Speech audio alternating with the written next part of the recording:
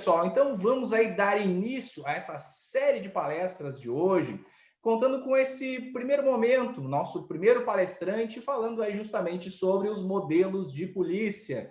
Ele que é mestre em ciência política, doutorando também em ciência política, professor e autor de várias obras jurídicas. Ele é delegado de classe especial na Polícia Civil do Estado de Goiás. Também é diretor jurídico da Federação Nacional de Delegados de Polícia e atualmente preside o Sindicato dos Delegados de Polícia do Estado de Goiás. Seja bem-vindo, doutor Adriano Costa. A partir de agora, esse espaço é seu. Boa noite a todos.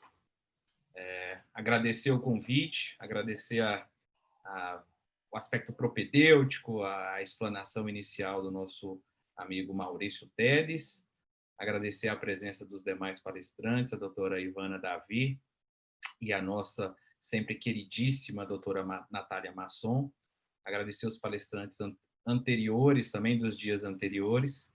Enfim, já vou falar para vocês que boa parte dos palestrantes estão juntos num projeto grandioso de segurança pública, né? E muito em breve nós teremos um livro de segurança pública que será lançado, enfim, contando aí com a doutora Ivana Davi, a doutora Natália Masson, o doutor Fábio Roque, o doutor Henrique Hoffmann, o doutor Nestor Távora, Gabriel Habib, o doutor Eduardo Fontes, o doutor Márcio Anselmo, enfim. Eu sou aquele último nome, aquele mais inexpressivo. Mas, enfim, é um livro interessante que faz uma análise científica do contexto de segurança pública. Talvez por isso, inclusive, tenha sido eu convidado para, humildemente, palestrar em face da questão dos modelos de segurança pública. Então, eu sei que o tempo é exíguo, que nós não poderemos destrinchar os modelos existentes no mundo, mas eu gostaria de fazer, em linhas gerais, né, traçar algumas metas comparativas para que a gente possa realmente visualizar se nós precisamos de um modelo alienígena, né, do modelo estrangeiro, ou se efetivamente compensa investir no nosso modelo, dando continuidade aos avanços que já foram alcançados. Eu acho que é a isso que eu me proponho, num pequeno espaço de tempo, e espero contribuir nesse sentido. Antes de mais nada, eu já preciso dizer que a minha formação acadêmica é no direito, por óbvio, sou delegado de polícia, mas tenho formação em ciência política, sou mestre e doutorando em ciência política pela UNB, sou membro da Academia Goiana de Direito, 9 obras jurídicas escritas, e tenho também laços familiares com a Polícia Ostensiva, com a Polícia Militar. Os meus 2 irmãos são oficiais da Polícia Militar, um é coronel e um é tenente-coronel. Então, só para deixar claro para vocês que aqui as críticas que forem realizadas em relação a quaisquer outras corporações que não a Polícia Judiciária são pautadas exclusivamente num viés científico, né, para que ninguém compreenda mal as críticas que farei não só em relação à Polícia Judiciária, mas também em relação às outras polícias. Após esse breve introito, deixa eu compartilhar a minha tela com vocês. Eu não tenho muita habilidade nisso não, tá, pessoal? Mas vamos tentar adequar, né, nos adequar a esse novo mundo. Enfim, aqui já o meu currículo, já tinha sido apresentado pelo Maurício, mas enfim, só há que se adicionar aqui o membro da Academia Goiana de Direito e o palestrista da Revista Brasileira de Ciência Política. Pessoal, eu acho que antes de a gente começar a discutir sobre segurança pública, a gente tem que entender como é que é o nosso sistema, né? Hoje a gente ouve falar muito no tal do ciclo completo de polícia, às vezes não compreende bem, mas já é induzido a acreditar que a palavra completo é melhor do que incompleto. Mas e o nosso sistema atual? Como é que eu poderia definir o nosso sistema? Ora, eu acho que de forma muito didática e analítica, a gente consegue visualizar como é que é o nosso sistema nessa pequena representação gráfica. Então, olha só, o nosso sistema é definido não como ciclo completo de polícias, porque as polícias não detêm autonomia para fazerem o que bem quiserem. As polícias, no nosso sistema, estão congregadas em um sistema único e completo. Por isso que nesse sistema onde cada polícia, cada corporação exerce uma função específica, há que se definir, então, como um sistema de ciclo completo da persecução penal, onde os órgãos de persecução penal formam um todo e cada peça detém uma função constitucional específica. Por isso que, quando questionado que modelo é melhor, aquele modelo em que as polícias detêm autonomia para fazerem tudo, ou seja, a prevenção e a investigação, ou o sistema brasileiro em que há um controle, um autocontrole dessas corporações, em que uma detém uma parte, a outra detém outra parte, e essas atribuições são concatenadas em um sistema lógico, é claro que eu já antecipo para vocês que eu, sinceramente, tenho muito mais afeição por um modelo onde as próprias corporações promovem um controle salutar para que as nossas liberdades individuais não sejam solapadas. Enfim, e o que a gente consegue ver? Nós conseguimos ver uma engrenagem completa com algumas coroas. Então, nesse desenho, você consegue ver que a maior coroa que existe é a coroa da polícia ostensiva. Adriano, mas por quê? Por uma razão óbvia. Ora, nós, como sociedade, não desejamos ver os nossos agressores investigados, processados e presos. É uma falácia. Nós não desejamos isso. O que nós desejamos, em verdade, é não sermos vítimas de crimes. Eu tenho certeza que vocês comungam do mesmo preceito de que ser livre é não ser vitimado. As pessoas não se satisfazem por saberem que o seu algoz está preso. Não, as pessoas queriam viver livre ao ponto de não serem vítimas de nada. Por isso que todo o sistema de segurança se pauta em um maior volume de polícia ostensiva, aquela polícia que deveria prevenir as infrações penais. E quando essas infrações não forem devidamente prevenidas, passamos para outras corporações que têm aí sim o mistério de investigar, apurar e encaminhar aos órgãos propriamente ditos de persecução penal para que processem e punam se elementos houver. Então, é uma engrenagem extremamente elaborada, onde não há uma mega corporação que detém a possibilidade de se autogerir em relação aos seus próprios interesses imanentes. Uma controla a outra. Por isso que a gente fala que existe uma accountability, uma prestação de contas interna do próprio sistema. O sistema se autorregula, porque uma corporação acaba absorvendo atribuições de outras quando precisam decidir sobre o trabalho realizado por outra. Então, esse sistema, ele é um sistema completo, mas ele é o completo como um todo. Ninguém é completo em si. Ninguém sozinho pode ser completo. Digo isso como se fosse um casal. Uma pessoa altamente autossuficiente acaba não gerando, né, aquele sentimento de paz interna tão desejado. É preciso uma esposa, é preciso um filho, é preciso um ambiente familiar. Ninguém é completo só. Por isso que é nesse sentido que já advogamos inicialmente na melhor adequação para o Brasil de um sistema completo, mas sim completo em relação à persecução penal como um todo, e não garantindo autonomia plena para prevenir e investigar para todas as corporações. Mas nós vamos avançar e explicarei melhor para vocês. Ora, mas de onde vem essa vontade louca, então, de copiarmos modelos estrangeiros? Né? São das visitas de casa arrumada. Pessoal, se eu marcar, por exemplo, uma visita na casa da doutora Ivana Davi, eu tenho certeza que a doutora Ivana Davi vai dar uma arrumada na casa. E aqueles pontos que talvez sejam ruins da casa, estejam estragados, ou aqueles pontos mais frágeis da sua residência, ela vai esconder. Ela vai me mostrar, certamente, o que há de melhor naquela casa e não as suas vísceras. É por isso que a gente precisa tomar muito cuidado. Vejo eu essas visitas como algo proveitoso. Mas cuidado, há que se tomar cuidado, porque nem sempre os problemas intrínsecos daquele determinado modelo de segurança foram evidenciados. Esse é um problema, existirão outros, mas eu preciso pontuar com vocês que nem sempre o país que é visitado apresenta as suas vísceras para que sejam analisadas. E digo isso, por exemplo, em relação aos Estados Unidos. Né? Existe um afã grande, né, no sentido de comparar o nosso sistema com o sistema americano. Oh, o sistema americano é bom demais.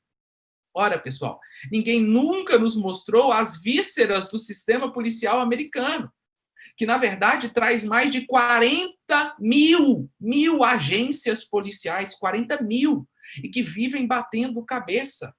Ninguém tinha mostrado que essas vísceras estavam tão ao ponto de explodir. Quando você consegue visualizar que eventos pontuais serviram como estopim para uma tentativa de depauperamento completo da polícia norte-americana, a gente se atém a uma realidade que estava escondida. Não necessariamente a coletividade, a sociedade estava satisfeita com aquele modelo de segurança pública. Tanto é que o evento envolvendo George Floyd trouxe um risco muito grande às forças policiais. Um exagero, claro. O tal do defund, uma tentativa, então, de depauperar em recursos as polícias norte-americanas. Adriano, por que isso acontece? Porque nem sempre uma visita como essa mostra as vísceras do sistema. Por isso que esse é o primeiro ponto que eu precisava trazer para vocês. Adriano, e essas propostas que existem no nosso legislativo para mudar o nosso modelo de polícia? Olha, pessoal, existem algumas tentativas de mudança do nosso modelo de segurança pública, né, saindo do ciclo completo da persecução penal para a adoção do ciclo completo de polícia, onde toda e qualquer polícia poderia prevenir, investigar, fazer os seus próprios procedimentos. Enfim, pessoal, mas nesses 15 projetos que tramitaram na Câmara dos Deputados ou no Senado Federal, porque é um somatório, 12 na Câmara e 3 no Senado, nenhum deles traz dados aprofundados desses países que são tidos como paradigmas. E o que isso mostra para a gente? Que esses projetos de lei, que esses projetos de emenda constitucional não trazem elementos concretos de adequação dessa cópia, dessa transferência de política pública.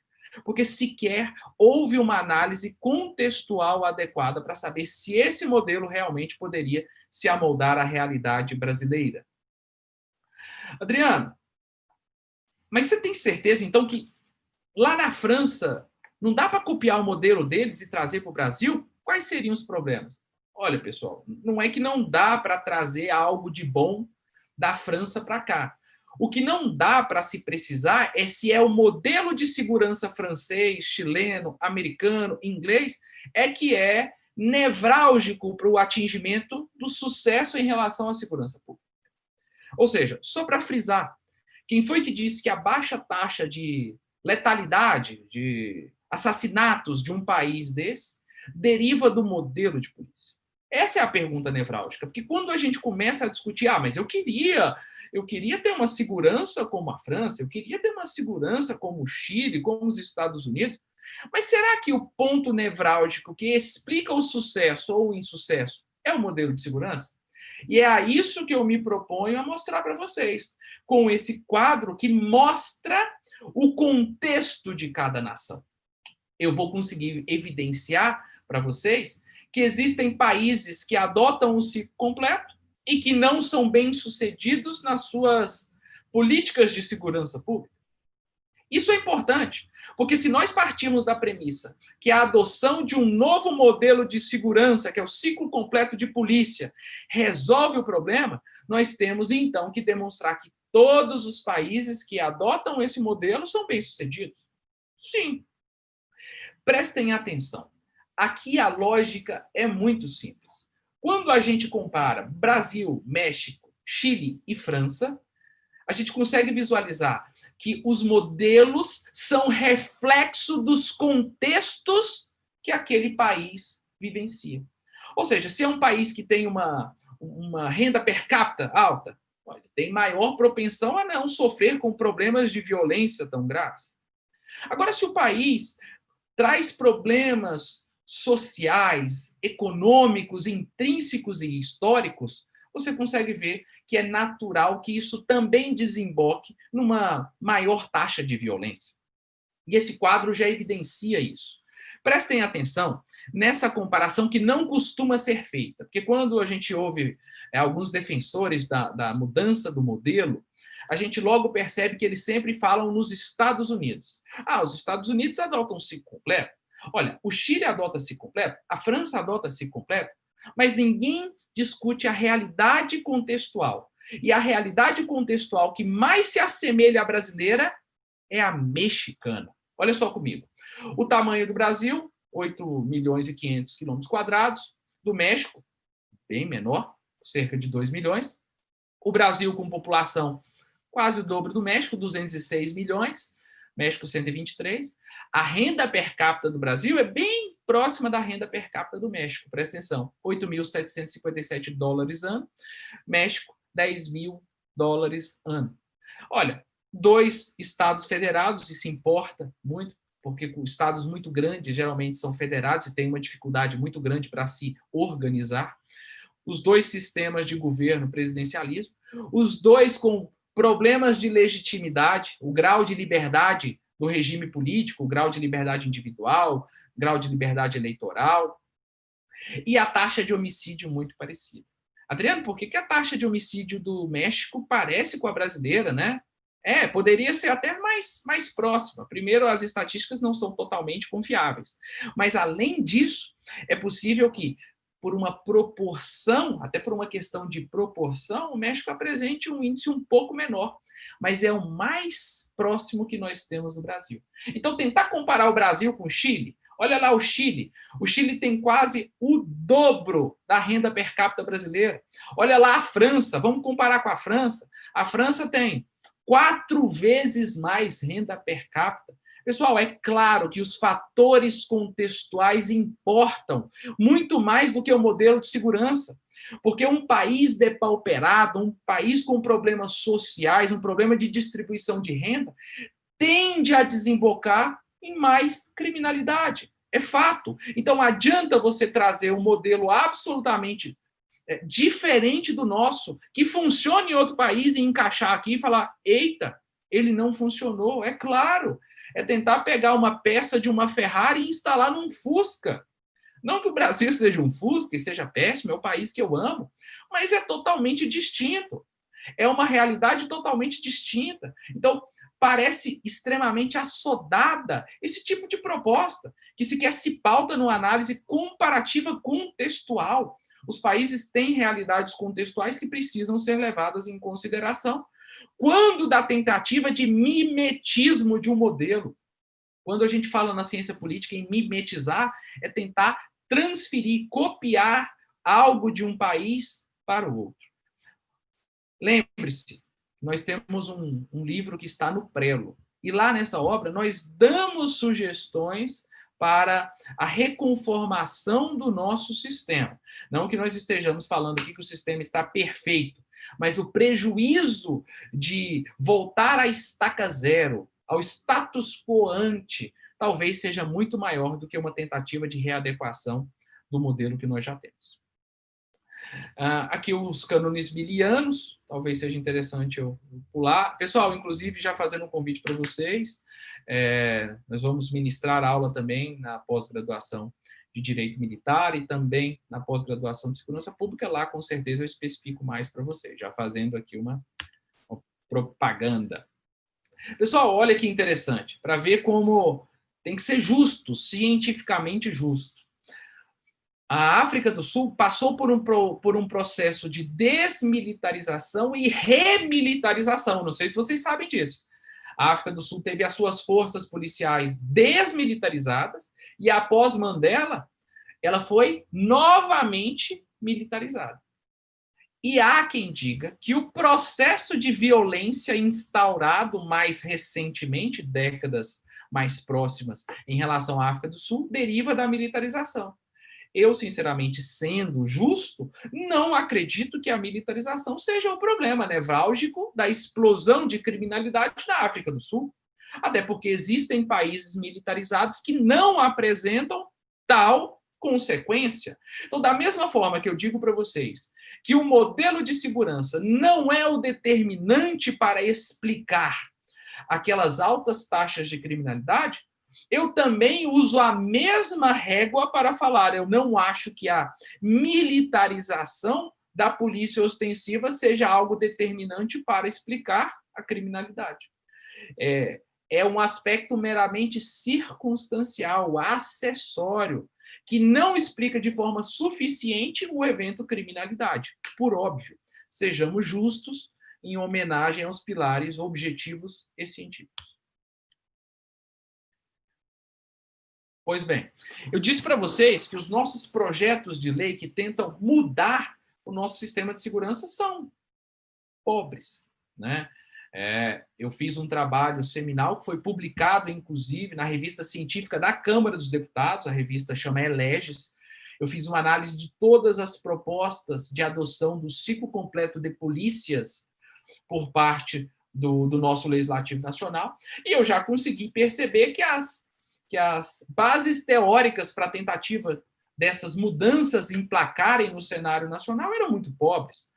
O primeiro é que falam em altos índices de criminalidade. Eu vou mostrar para vocês daqui a pouquinho onde é que reside o problema da taxa de efetividade da investigação. Mas a gente vai explicar sobre isso, inclusive. Carência de recursos, eu adoro esse. Porque, olha só, pessoal, imagina só. O que é o tal do ciclo completo de polícias? Você tem uma polícia que só investiga. E aí você tem uma polícia que só previne, em linhas gerais. Aí você pega essa polícia que só investiga e manda ela prevenir, e essa polícia que só previne e manda ela investigar. Pessoal, as estruturas policiais hoje já estão conformadas para tanto. Se eu tiver que agregar para essa e para essa novas atribuições, eu vou ter que injetar dinheiro. Ora, mas se a gente está falando que está faltando recurso e é por isso que a gente precisa do tal do ciclo completo de polícia, você vai gastar o dobro. As polícias não vão poder ser desconstituídas, não vai dar para você chutar uma ou chutar outra. Então, você vai ter que agregar trabalho qualificado a essa e agregar trabalho qualificado a essa. E você acha que você não vai gastar. Então, olha a incongruência, carência de recursos. A justificativa é que você economiza mais gasolina. Pessoal, você acha que o problema dos cofres públicos é gasto com combustível? Hoje não existe fator que é mais determinante para o incremento de gastos do que a folha de pessoal. Nós sabemos que os estados, hora ou outra, extrapolam limites de gastos com folhas de pagamento. Então, sejamos honestos. Por exemplo, existe uma preocupação demasiada, às vezes, das forças ostensivas, principalmente da Polícia Militar, em relação ao gasto com combustível. Ora, pessoal, mas hoje a previdência dos militares é muito mais dispendiosa do que o gasto com combustível. Então, se for para sanar realmente a questão, para falar, olha, nós precisamos reduzir custos, existem outros gastos que são mais elevados do que esses gastos com combustível. Enfim, me parece que essa é uma justificativa para vender um rótulo de economia. Mas, em nenhuma, aqui eu até citei, a última lá, a penúltima, menção sobre o custo orçamentário de tal alteração. Mas em nenhuma proposta de alteração do sistema de segurança houve menção dos seus custos. Dizem que vai economizar, mas ninguém fala quanto vai gastar. Ou seja, pessoal, não se muda um sistema de segurança ou qualquer política pública sem saber dos seus impactos, principalmente numa época de limitação orçamentária dos custos orçamentários. Ora, pessoal, eu tinha falado para vocês, vou voltar aqui o slide só para tentar explicar quais são alguns dilemas que a gente precisa resolver. Não sei se vocês se recordam, quando eu mostrei o gráfico para vocês do ciclo completo da persecução penal, a corporação mais importante, por isso maior, é a Força Ostensiva, é a Polícia Militar, é a Polícia Rodoviária Federal. Como assim, professor? Não é a Polícia Civil? Não, não é. Não é a Polícia Federal? Não, não é. Qual é a força policial mais importante que nós temos no Estado? É a polícia militar. Ué, professor, não estou entendendo. Pessoal, como eu disse para vocês, a ideia é que nós não tivéssemos um volume de crimes como o que a gente precisa lidar. Se nós tivéssemos uma polícia militar realizando a sua principal função, que é de prevenção, nós não teríamos taxas de, por exemplo, tão baixas de investigação. Eu acredito que a taxa não seja essa que se diga de 8%, isso é uma falácia. É em torno de 30%, 40%. Mas ainda assim, poderia ser muito melhor. Por que eu digo isso para vocês? Imagina só. Você chega para mim e fala assim, olha, a taxa de elucidação de homicídios da França é de 90%. Ótimo! Quantas pessoas morreram na França? 100. Mas peraí, então deixa eu entender. Sou meio ruim de matemática, mas 90% de 100 são 90 investigações bem feitas? Sim. Aí você olha para o Brasil e fala, mas a taxa do Brasil é de 10%. Estou sendo assim extremamente pessimista, porque não é essa. Mas vamos lá, você fala 10%. 10% de quanto? 10%, sei lá, vamos jogar um número pequeno, porque não é isso, é muito mais, né? São quase 60 mil, mas vamos lá, vamos jogar 40 mil. 10% de 40 mil. Eu tenho 4 mil. Conseguiram compreender, então, que quando a gente olha para o sistema de segurança pública, se a gente ficar olhando como indexador a investigação, a gente esquece o que é mais importante, que é as infrações não estarem sendo prevenidas. Então, se você tem um grande volume de infrações penais acontecendo, não adianta jogar a culpa num percentual de investigação. Por quê? Por mais que nominalmente ele seja alto, quando você leva ele em consideração, comparando com o número total de crimes praticados, ele parece irrisório. Mas é muito desonesto comparar o índice de elucidação de crimes da França, que tem uma pequena taxa de criminalidade, com o Brasil, que pouco previne as suas infrações penais. Por isso que é importante, pessoal, um debate sério. Um debate onde a gente possa cientificamente falar, não, peraí, vamos tentar corrigir a engrenagem como um todo. O problema, pessoal, não é a polícia investigativa. O problema, pessoal, não é a polícia ostensiva, a polícia militar, a polícia rodoviária federal, não é o Ministério Público, não é o Judiciário. O problema são todas essas corporações, onde uma falha, a outra precisa tentar suprir e vice-versa. Ou seja, nós temos um sistema que precisa ser aperfeiçoado, mas ele trabalhando junto, ele gera melhores resultados que todo mundo trabalhando por sua própria vontade. Porque aí sim, os dentes de uma coroa vão quebrar os dentes da outra coroa. É importante que a gente, então, tenha uma visão científica sobre o que realmente move esses projetos de reestruturação. São lutas por manutenção ou por avanço de poder, mas nunca uma visão séria, analítica, sobre o que a gente tem de certo ou errado. Enfim, pessoal, e por que eu estou mostrando isso para vocês? Ora, a partir do momento que as nossas polícias ostensivas passam a não mais se interessar por uma prevenção adequada, nós passamos a ter problemas. E por que eu mostro isso aqui para vocês? Ora, nós temos uma necessidade de corrigir, às vezes, distorções do nosso sistema, porque cada qual está tentando fazer um jogo individual. À medida que a polícia militar fala, não, eu não me interesso mais, por exemplo, né, dando como exemplo, pela prevenção, eu quero agora sacar mão de uma investigação velada. Não, eu quero agora me imiscuir na questão educacional dos colégios militares, que estão muito em voga. Ela deixa uma lacuna naquele sistema. E, às vezes, essa lacuna está sendo corrigida por órgãos outros que nem sequer são de segurança pública propriamente dita. Por isso que quando eu coloco aqui para vocês essa tabelinha, eu estou mostrando para vocês que o Exército, a Marinha e a Aeronáutica tiveram que intervir nesses contextos que eram típicos de segurança pública por 141 vezes. Cerca de 23 vezes, ou cerca de 16,3%, foram para coibir violência urbana porque não se conseguia coibir com a prevenção realizada pelas forças ostensivas estaduais. Outras 26 oportunidades foram greves da Polícia Militar.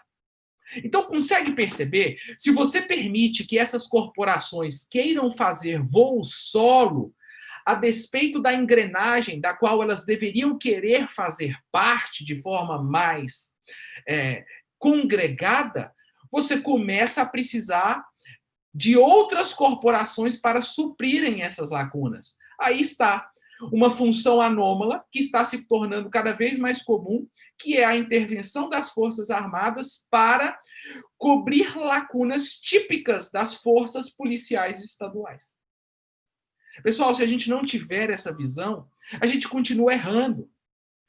Nós precisamos voltar todos para as suas funções constitucionais, para entender que o artigo 144 ele é perfeito na sua ideia de controle, autocontrole e heterocontrole.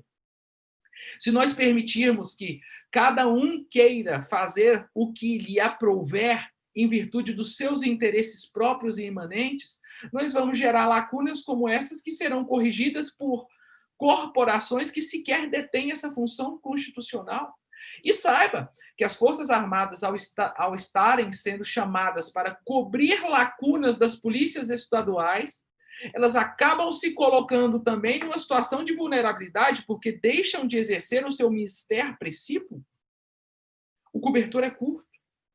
Enfim, é preciso que passemos a debater de forma mais analítica e científica esses nossos problemas.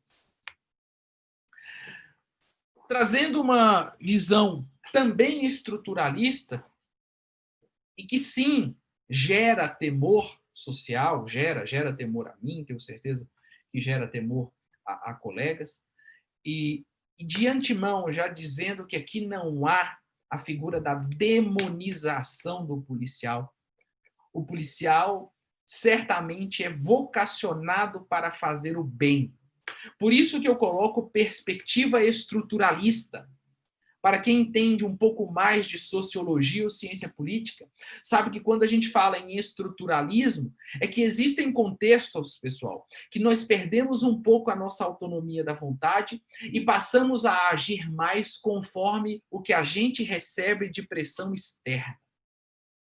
Durkheim já dizia que parte da culpa das pessoas suicidarem era uma parte da sociedade, pelas pressões que impunha e pelo desencaixe dessa pessoa com a sociedade.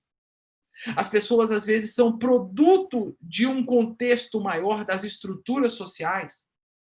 Hannah Arendt já falava na sua obra Eichmann em Jerusalém que Eichmann, que era um agente do Holocausto, não era culpado. Ele era um mero fantoche naquela estrutura social que fora construída pelo nazismo.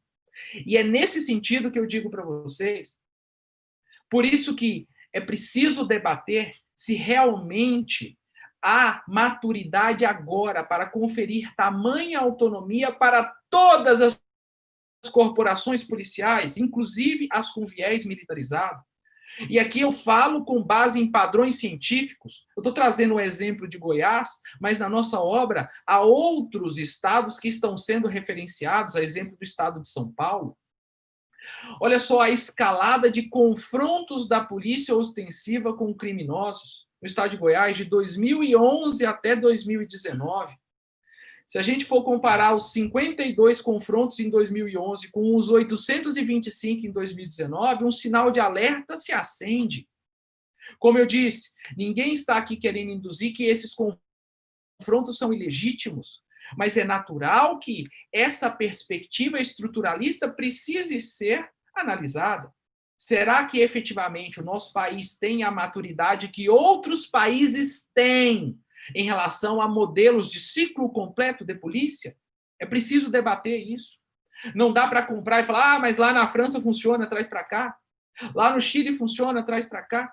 Mas será que nós estamos prontos com as informações que hoje estão postas e muito bem apuradas pelo Fórum Brasileiro de Segurança Pública, por exemplo? Será que nós estamos prontos para fazer uma transferência de um modelo? É invejar o casamento do vizinho e esquecer que, na verdade, o contexto dele é diferente do seu.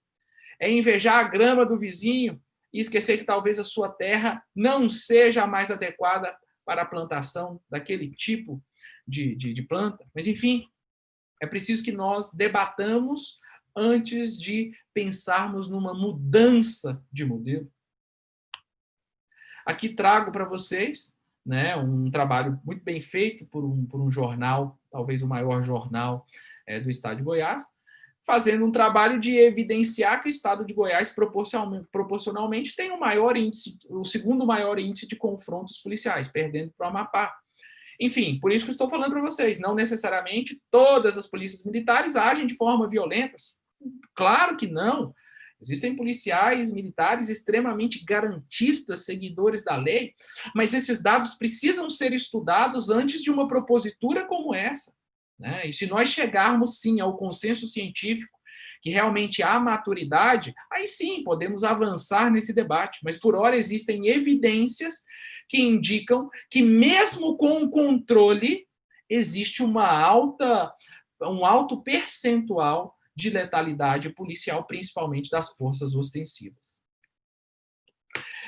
Pessoal, mas não fica imune aqui a questão das críticas, né, de eventuais falhas no sistema para a polícia militar. As polícias investigativas têm problemas também de deglutir tantas investigações. E talvez isso não seja só fruto de uma prevenção depauperada, uma prevenção não adequada. Talvez porque o nosso legislativo nacional não esteja contribuindo. Eu quero mostrar para vocês, sem qualquer pretensão de dizer que, por exemplo, a delegacia da mulher é desnecessária. Longe disso, as mulheres merecem proteção. Mas nós precisamos analisar para ver se efetivamente esse tipo de decote legislativo traz efeitos bons ou ruins. Lembre-se que o que eu estou tentando trazer à baila aqui para vocês são sistemas para corrigir o nosso próprio modelo de segurança. Não adianta nada trazer um modelo de fora e continuar com essa mentalidade pouco científica, de senso comum, de esfera do profano. Olha só, quando eu digo para vocês que, às vezes, um viés legislativo inadequado, que é o que nós chamamos de decote legislativo, ele pode trazer distorções que retiram ou minimizam a capacidade investigativa das polícias judiciárias. Esse quadro, pessoal, mostra que nós temos 449 delegacias da mulher no Brasil, ou seja, disparada a unidade mais numerosa. Mas você tem lá homicídio, nem metade, 156. Narcóticos, 159. Vamos lá, eu até pouco tempo era delegado titular da Força de Roubo de Veículos. Vamos ver se a gente tem aqui roubo de veículo. Tem 27 de roubo de veículo. Ora, pessoal, é fato que, a partir do momento que o legislador induz que os estados, de forma cogente, montem delegacias da mulher, ele retira a capacidade instalada para que haja investigação de outras infrações penais tão importantes quanto. Então, o que eu estou tentando mostrar para vocês? Que uma visão limitada do problema de segurança pública é um problema também. Então, é preciso olhar cientificamente e falar, olha, tudo bem, nós precisamos dar atenção às mulheres, mas é possível equalizar? E será que essa política pública de muitas delegacias especializadas da mulher vem conduzindo o Brasil aos resultados tão esperados, que é a redução dos índices de feminicídios? Ora, nós sabemos que não. Eu tenho aqui uma pesquisa, né? Cortou aqui a lateral, mas é porque está aparecendo meu rosto. Uma pesquisa que indica que nós estamos visualizando um incremento de feminicídios, mesmo com o índice crescente de delegacias da mulher instaladas. Ora, então é preciso que o legislador tenha uma visão geral do sistema para que não promova decotes na polícia judiciária, porque se ele falar tem que ter delegacia da mulher, senão eu vou punir o governante atende a esse imperativo e deixa de cuidar das outras infrações. Aí nós temos um ciclo absolutamente vicioso. Ele precisa ser combatido. É o que eu estou falando, o nosso sistema não é ruim. Só que cada um dá uma pincelada diferente nele, sem qualquer análise real, científica sobre ele. Já estou quase acabando, professor. Vou pular aqui.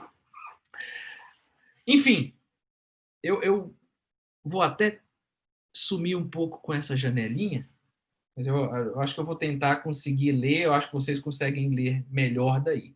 Olha, se certos tipos de casos são resolvidos com mais frequência, em suma, eu não vou conseguir ler, porque... Deixa eu tentar baixar isso aqui, não vou conseguir. Leiam, por favor, esse pequeno trecho. Vou pedir para o professor Maurício me ajudar. Professor, me ajuda, leia aí, porque eu não estou conseguindo enxergar.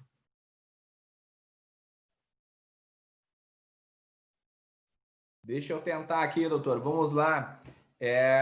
A citação é a seguinte: problemas comuns de modelos de segurança pública. Se certos tipos de casos são resolvidos com mais frequência que outros, acredito, cortou um pedaço aqui, mas acredito que seja ao invés de, infelizmente, que os contenciosos que se beneficiam não são aqueles em queixas individuais são mais numerosas. Está cortando ali, doutor. Eu acho que... Deixa eu simplificar. Só o final que me importa.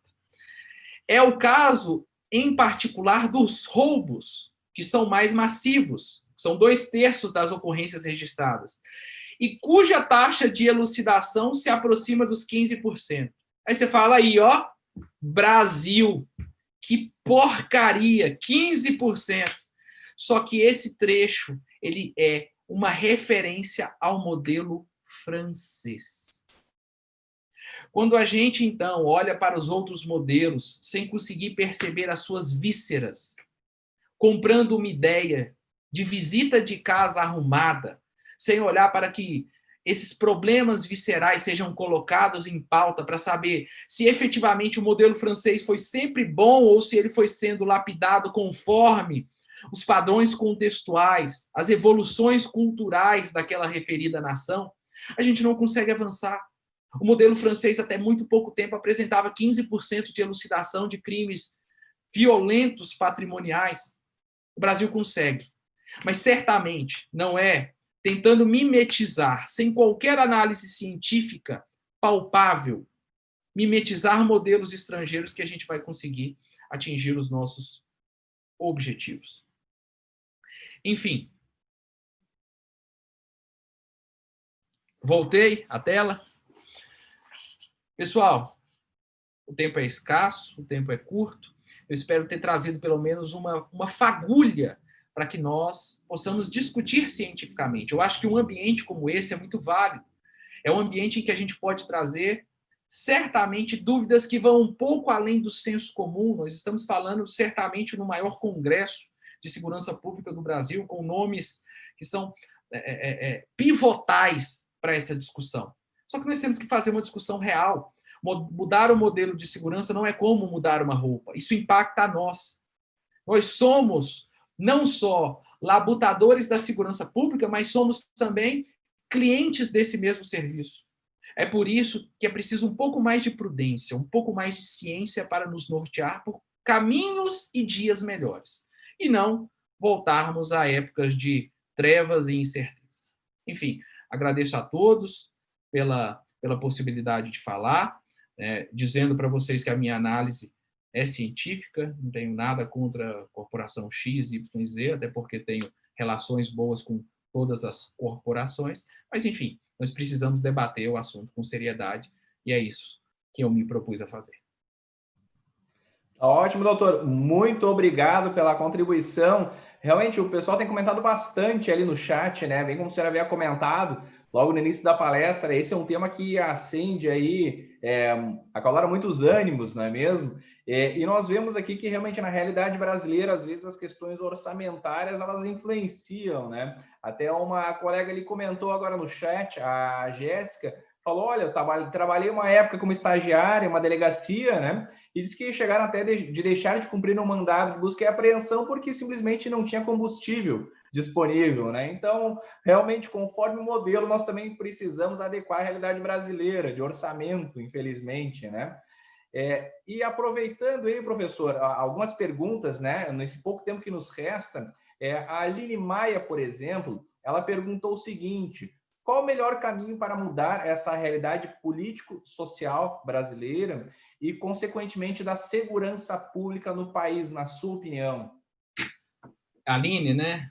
Aline, eu sinceramente nem de perto me arvoro como se diz no jargão policial, professor de Deus. Acho que nós não temos um caminho certeiro, nós vamos ter que trilhar esse caminho com muita prudência. Porque se nós formos olhar o nosso sistema de segurança hoje, o nosso sistema de 20 anos atrás, nós tivemos grandes avanços. Não me parece adequado que o sistema seja colocado como agente pivotal de algo que é histórico. Mas, certamente, o fator social, ele impacta, e aí, aqui não é papo de sociólogo, não. O fator social impacta diretamente num recrudescimento ou não dos índices de criminalidade.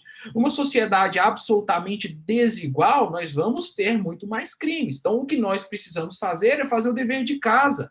Essa questão de segurança pública não se resolve com polícia. Joga-se no ombro da polícia militar, no ombro da polícia civil, no ombro da polícia federal, mas efetivamente é um trabalho que nós precisamos, como sociedade, dividir com o nosso parlamento, dividir com o executivo, de promover uma distribuição de riquezas maior. Esses países que são utilizados como paradigmas, todos têm renda per capita grande. Então, quando você olha um país onde as pessoas têm condições, têm dignidade para conduzir a sua vida, é muito mais palpável que o sistema de segurança, qualquer que seja, funcione. Então, é fato que nós não podemos jogar essa parcela de culpa no sistema de segurança, na polícia militar, na polícia civil, na polícia federal. É preciso que a gente repactue quais são as nossas prioridades. Tá ótimo, doutor. Também a Rafaela lançou uma pergunta ao senhor. Rafaela Lobato gostaria de saber a sua opinião sobre a viabilidade do policiamento comunitário aqui no Brasil. O que o senhor acha sobre isso? Olha, não sei se vocês reparam, e a gente vai debater um pouco sobre isso no livro de Segurança Pública. O modelo sul-africano, na verdade, a falência dele não se deu pela remilitarização. A falência do sistema sul-africano, aparentemente, porque em ciência não existe relação causal certeira, né, mas aparentemente essa queda de qualidade se deu pelo distanciamento das forças policiais e comunidade. Ora, uma população que não confia na sua polícia, certamente a ela é avessa. Por isso que é necessário, sim, que a polícia se aproxime cada vez mais da população. A população tem um grande interesse em ser bem servida e ela colabora quando ela sente que essa relação é recíproca. Por isso que, sem esse viés de policiamento comunitário, nós não atingiremos o êxito preventivo. Eu falei para vocês durante todo o tempo. Prevenção é a chave do sucesso de um sistema. Nós precisamos de um sistema que previna, e a população é peça fundamental para a gente conseguir prevenir as infrações penais, porque são a capilaridade que o Estado não tem. A população ouve tudo, a população vê tudo. E uma população que tem a polícia como um órgão confiável, ela ajuda com que os órgãos atinjam os seus mistérios constitucionais de forma mais efetiva. Tá certo, doutor. Infelizmente, em razão do avançado da hora, não tem como ler aí todos os comentários e apresentar todas as perguntas, né? Mas o pessoal foi muito participativo. Agradeço aí todos aqueles que nos encaminharam as suas dúvidas, seus questionamentos. Sobretudo, agradeço aí o doutor Adriano Costa, que muito nos honra com essa palestra e abrindo a última noite do nosso congresso. Eu que agradeço a oportunidade e ficarei aqui atentíssimo as nossas próximas duas palestrantes, que são, além de coautoras da nossa obra, são pessoas que certamente vão engrandecer ainda mais o evento. Tá ótimo, doutor. Muito obrigado e uma boa noite, hein? Até a próxima. Até mais, pessoal.